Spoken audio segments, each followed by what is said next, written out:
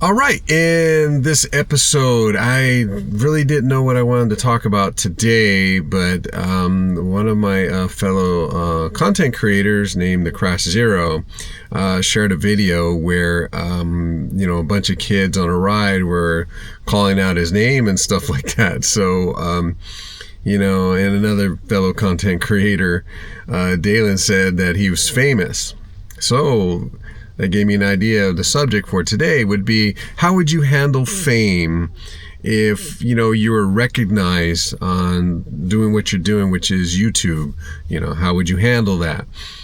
So we've always discussed that, where we've seen some, quote unquote famous YouTubers and how they handle, the viewers, the audience that see them at the theme parks and all that. And, I've heard stories. I've actually witnessed, what some of these content creators do.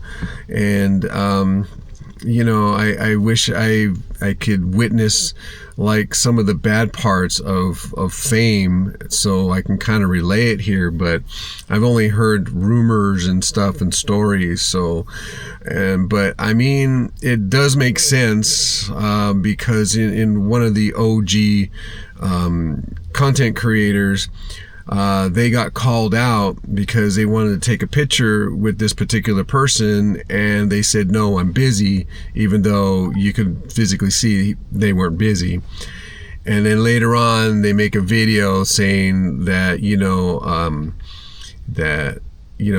they're shy, they're introverted, they just, they don't know how to handle a crowd and all that. And then I guess it happened again. He got called out for it. And then he starts saying that, hey, just, anytime, come around, talk to me and stuff like that. So he was kind of doing like crowd control. And because I guess he was getting a lot of negative comments in his videos for, people try to approach him and he would just turn them away, like, leave me alone, go away type thing. And it's just like, if you're gonna put yourself out there in the public eye, let's say like YouTube, or you happen to make a movie or whatever, part of why people watch your videos or why they see your movies is to see you. And when they finally get to meet you in person, I guess that's where the fandom comes in, and they get all googly eyed and they want to meet you. So I feel it's sort of like your obligation to kind of like, I guess, meet and greet your viewers and stuff and talk to them. If you're like true to yourself and you act the way you act in front of the camera, I'm not talking Hollywood anymore, but we're talking about like YouTube. If you act the way you act on YouTube, the way you do in front of them, you're going to be okay. You're not going to have anybody like, follow you like the Beatles or something like that, or people get all crazy. You talk to your viewers, you talk to them like they're human beings, like they're your buddies or something like that. And everything's cool. I don't really believe that you're going to meet anybody who's crazy or whatever, but I mean, you never know, but you won't know until you talk to your fans or your viewers. I like to say viewers. I don't like to say the word fans. I just think that, those are I don't know, that's stereotyping. I shouldn't really do that, but I'll just finish the sentence. When you get the fanatics, maybe they might like cling to you a little bit more than you think they would, but I don't know. I'm not famous. Nobody knows me. That's always the thing I always use with Crash Zero. When I walk around the parks, I try to appear like you can approach me, but there are times when, I'm on a mission. I got to get this done, and I may not seem like I'm approachable, but I am. I mean, I've had people like let's say interrupt me while I'm filming, and I just stopped, and then we go ahead and have a conversation. Oh, I'm sorry, I didn't mean to interrupt. I go, no, it's okay. I mean, it's no big deal, And usually I'll do it again, and sometimes the second take is actually better than what I was doing with the first. But I just feel like I'm obligated to meet my viewers and talk to you guys out there. And you know what? You guys are like fun and fantastic. It's not like it's a burden or anything. It's just that, how can I put it to where, you're not bothering me. I am approachable. I will talk to you. And, I will not put a limit on it, but it'll get to a point I say, oh, I got to get going. I have to finish up. And, that's so understandable that with everybody that I've met. And, a lot of times, sometimes I don't even know what to say, to you until we kind of get that connecting conversation going. Usually it's talking about how the theme park is and what food have you tried and stuff like that to get the conversation going, called breaking the ice. But no, it's just I'm always approachable. I always meet everybody and stuff like that. I've even had people ask me questions about hey, I want to start a YouTube channel, what do I need? And it's just like, well, depends. What do you want to do with your channel? What kind of niche do you want to get into? And that might determine what kind of equipment you might need. If you're not sure, then the best thing to do is, of course, start with your phone and then go from there to see if you like it, see if you can handle filming all the time, then the editing, then ask what kind of software. I use DaVinci Resolve. They have a free copy that you can use, and if you like it, you can buy into it, and then you'll get a little bit more out of the program. And we just kind of go like that. Or we've met people where their kid wants to start a YouTube channel. What do they recommend? And we just go ahead and talk about it, and kind of give them our experiences and what we've faced with YouTube and stuff like that. And there's always the famous algorithm and the niche, and how do you get views and stuff like that. And a lot of that stuff's still a mystery to me. How do you get views? And I don't know, but I love talking to my viewers and stuff whenever they find me around the park. But I'm not that big of a channel, so I don't expect to be hollered at, I guess you could say, or like, oh hey, I know you. I think I've had like 3 people do that to me. I know your channel. I watch you all the time. And they go, okay, hey there, and whether their experience is great or not, I don't know. I try to do the best I can to talk to you and meet you and greet you and stuff like that. And I find it great. And it's always great to meet somebody, or even if I don't know anybody and you don't know me, a lot of times they'll go, hey, you have a YouTube channel? And I go, yeah, I do. How can you tell? I'm holding the big camera. I just joke around like that. But but like, how would you handle like what they call fame, or if someone recognized you for something when you have your channel going? I just handle it like, I'm seeing someone else, cross the street, they're waving and go, oh, hey, how you doing? And then if you want to talk, you come on over and talk, and then we talk. That's it. If you want a picture or something, and post for a picture. But I don't shy away from it. I don't run away from it, and I don't shoo anybody away. I'll spend time with you and stuff like that. And then there's a point where it's just like, well, I gotta go finish up, or it's gonna be a really short video, and everybody understands that. You're there doing your thing. So, but there was a point I was gonna go to, but I kind of forgot. I got caught in the moment of telling the story.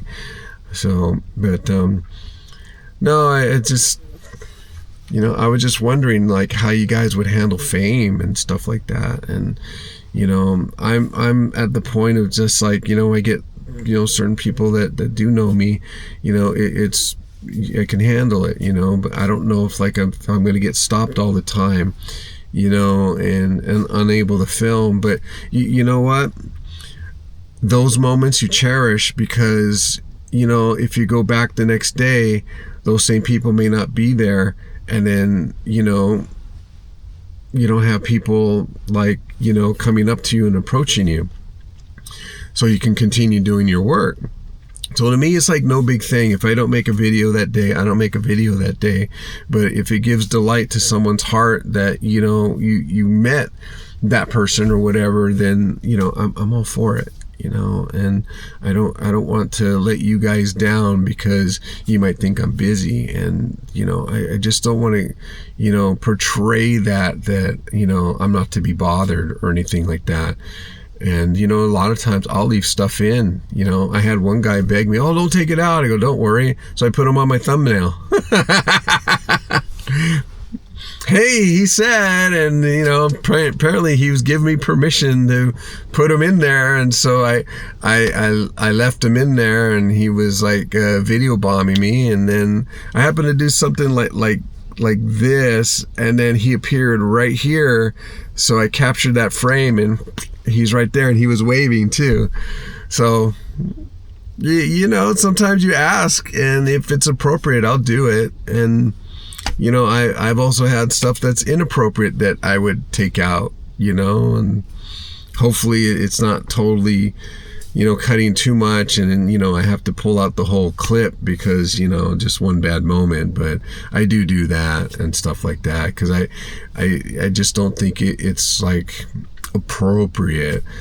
I mean, if you're photobombing me, like waving or something like that, I usually leave that in. But if you come up and do something that's not appropriate, yeah, I take it out. And if, like I said, if it ruins the whole clip, it ruins the whole clip. Not much I can do. It's not like I knew about it at the time and then, I was able to redo it. But, stuff like that happens. But anyway, that's about how I would handle fame. It's just, talking to people and just seeing what's going on. And if there's simple requests, that's fine. But, if you're like asking me, for, personal stuff, it's kind of like, well, let's kind of slow down there, So I'm just giving you my feelings and what's appropriate or not. And, that's there's like a line that I kind of like draw, and I hope nobody steps over it. And then, because then it becomes a problem. But I don't want it to ever become a problem. I always want to meet you guys. I always want to talk to you guys. And I never want, I don't ever want to like, shoo you guys away and then I got to talk about it later on and apologize. The only time I'll apologize if you're calling out my name and I don't hear you or I'm so focused, that would be the only time I would apologize. Oh, I am so sorry that I didn't hear you. I wasn't ignoring you. I couldn't hear you. Sometimes when I get really focused on something, it's just, I'm just like this. And I don't pay attention to anything around me. So I have to make sure that once I stop, that I don't move and I kind of like look around unless I'm for sure aware of anybody around me and stuff like that. So, if I do ignore you, I'm sorry. I don't mean to. It's just I'm either super focused or I can't hear you or I never saw you, if you were trying to wave or something like that. I'll give you a thing like, when you see the screen here and the camera here, my vision isn't very good to where I can see everything on the screen. So if you're there in the background trying to get my attention, what I'm trying to do is I'm trying to look at the lens here so it looks like I'm looking at you, because even that slight movement, it looks like I'm looking away.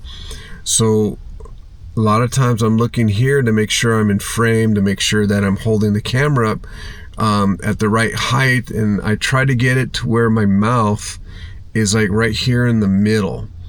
I don't know why. Every scene that I've seen other people do videos in movies, the mouth is like the centerpiece of the screen. I don't know. I don't know if that's because that's the main storyteller is the mouth, not the eyes. It's weird. So I kind of keep it there in the middle, and that seems like the perfect, whether or not my part of my head's chopped off or something like that, I try to keep my mouth in the middle, but I still try to keep my head in the frame. Anyway, guys, I think I'm losing the subject here, but I think sometimes some of you guys just like to hear a story and talking, so there you go. And I was hoping it would just only be a 5-minute video, now it's 15. Anyway, guys, thank you guys for watching and listening to me talk and ramble at times, and a lot of times when I don't have like a good subject to really talk about. I'm just trying to learn to improvise and be able to connect things, not forget words, because the more you practice, the more you can talk well without having to pause or, say your usual ums and ahs. And I can do that once I'm focused and actually have a subject to talk about, and I don't have to keep saying but all the time. Or so. All right, guys, thank you guys for watching. I love you all, and I hope you have a very wonderful day when you see this, and I hope you guys will forgive me when I reach the 30 days that I will take a little break. And if you guys want to see more, then let me know, because we're coming to the tail end of the 30 days, and I'm trying so hard to keep up with it and not miss a day. Almost missed it yesterday. I fell asleep, but I was able to get the video out. So you had something to see today, which would be a week ago. All right, guys. Thank you guys for watching. Until the next time.